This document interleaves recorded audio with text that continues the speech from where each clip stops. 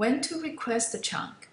This is actually the intelligence that is a little bit hard to explain because we did not talk about a very special component in a streaming system.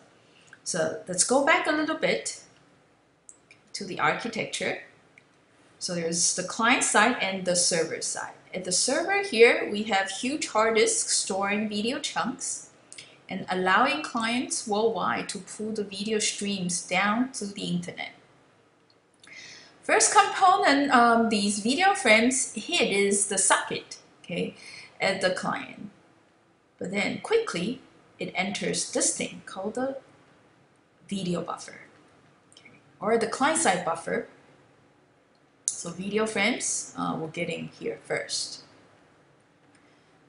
So the app that the users are playing with is more graphical, okay, and where you see a play button like this, okay, when we hit play, what happened there is that the client sends a short message to the server that, hey, I'm gonna download this video at this rate, okay, and video frames begin flowing in. All right, so you can think of the buffer like a bucket, and if you think of these video frames as a flow of water, then it will be easier to understand. Right? So usually what happens is here, the client, before we really play back the videos, we keep a number of these frames first. Okay? When there is enough of these, so it's like a reservoir here, the buffer. Okay? Then we begin to pull the frames one by one and then render it on the player. Okay, so the time you hit the play button until the time the first frame begins playing, that is called the buffering delay, okay, or the startup delay of these stored video streaming services. All right. Now, the reason that we actually store a number of these frames before playing back is exactly because of this. Usually the playback rate is constant. So for example, 60 frames per second. So this is usually to ensure a smooth experience, right? So viewers will all prefer a higher frame rate if possible. Okay. Now let's say that hey, we're going for 60 frames per second rate, but the network bandwidth here suddenly goes really bad. Okay. What's occurring here at the buffer space is this. Well, we are fetching still 1 frame per second. Okay, 60 frames per second. That is, oops, sorry. So 1 frame per 1/60th of a second.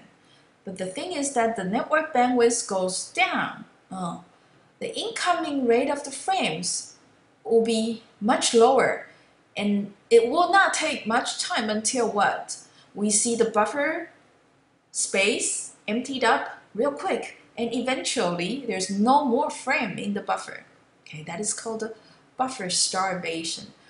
The buffer is starving of the video frames. Is that good? It's actually not good. What happens here is you're seeing your screen smoothly playing video frames one by one, but suddenly what? It freezes. Okay, so that is called an interruption. So that's very disturbing to the viewing experience. Not good. So the client usually sends back another message to the server saying that, hey, you know what? The network situation is not good. How about that I download another version of the video such that the rate is lower? Okay, I'm okay with the lower quality because otherwise I will not be able to sustain the frame rate I was looking for. Okay, so usually you'll be automatically switched down to a lower resolution, okay, or a lower frame rate, for example, just to ensure smooth playing back of the video frames. Okay, so when to request chunks so that the buffer starvation does not occur, right? And let me make sure this is clear, right? So that message from the client to the server asking video chunks being sent with the lower rate version, that should occurred before actual starvation occurred. Now, As to how much earlier, that is the intelligence the client needs to decide. Right? So Dash allows the clients to implement different strategies to decide when to start changing the rate, okay, automatically according to the network bandwidth to avoid buffer starvation.